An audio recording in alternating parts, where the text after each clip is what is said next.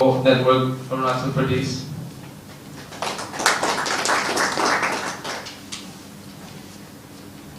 Next, Sir MOHAN SAIKIA, member Northeast Dialogue from ASSAM. Okay. Next is Sir KHARLYNGDOH, a lawyer from Meghalaya.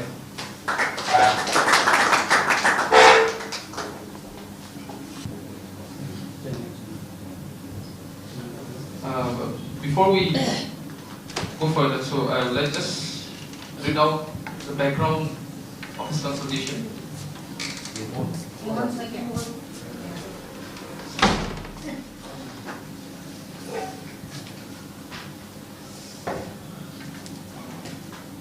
The minority ethnic indigenous population in the Northeast India has been confronting challenges of marginalization by using different form of racial discrimination policy by the government of India since 1949.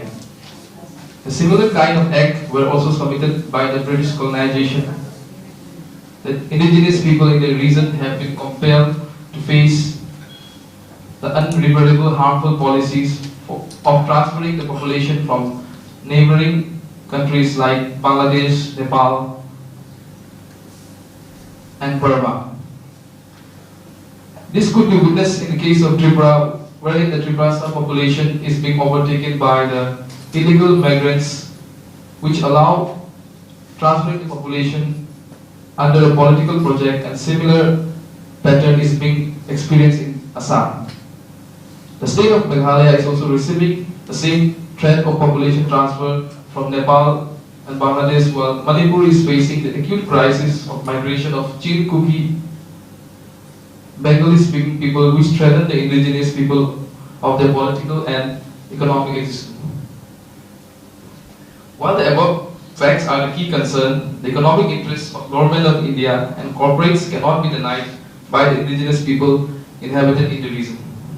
As we learned in August 2021, the Government of India announced that the Northeast India will be the hub for the production of palm oil in India under the National Mission on Edible Oil Palm.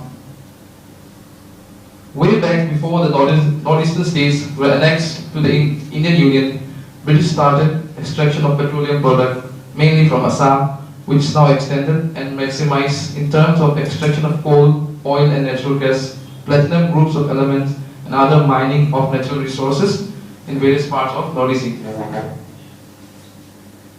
In Meghalaya, Union Ministry of Atomic Energy conducted and started the exploration of uranium in 1992, but was discontinued due to the strong opposition from the people of Meghalaya. Government of India in 2022 stated that 5 projects to explore uranium will already be started in Arunachal Pradesh, Assam and Tripura.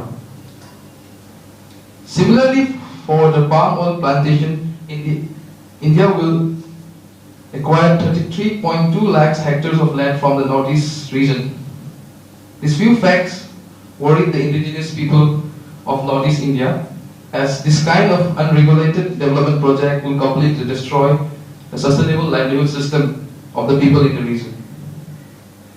This has been witnessed in Manipur when the NHPC NIPCO promised to the people of Manipur to provide electricity to all the villages by 1972 with an affordable price. However, 85,000 hectares of paddy field located in and around the Loktak Lake have been submerged and remain unused.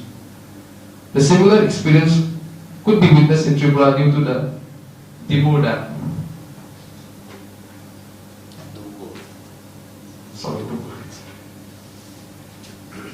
Our experience of many projects like Loktak Hydropower Project in Manipur, Tipaimuk Dam in Manipur, Lower Subansari Dam in Assam, coal exploration at Bakjan in Assam, coal mining and coating area in Nagaland, gas and oil exploration in Tripura, limestone mining for cement factory in Meghalaya, uranium mining in Meghalaya, etc., fail to ensure the basic compliances, guideline and procedure of domestic and international laws. So far, our field experience are concerned, there were no proper environmental impact assessment, social impact assessment, health economic impact assessment, and cumulative impact assessment were carried out. Any organization, activists, journalists, academic, who argued to ensure such compliances have faced illegal arrest, detention, harassment, threat, intimidation from the concerned companies or authorities. Most of us attending this debate have faced such an act of attack, including extrajudicial execution and attempt to murder. We are restricted to practice freedom of speech, freedom of association and assembly, which are a violation of the Constitution of India and international laws.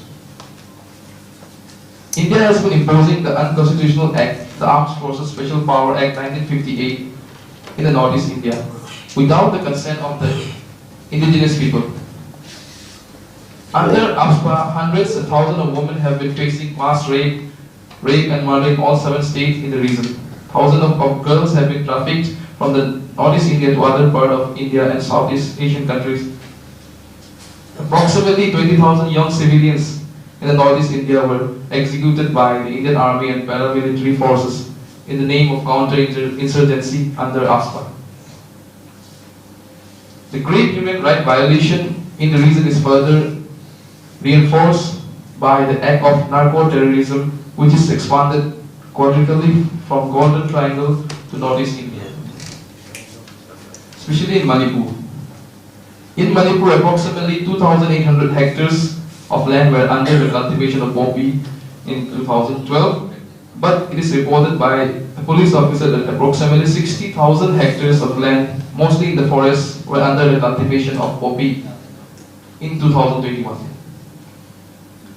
Due to many reasons, but especially after the military coup 2021 in Burma, huge number of Chin Kuki community were compelled to migrate to Manipur and Mizoram to save their lives.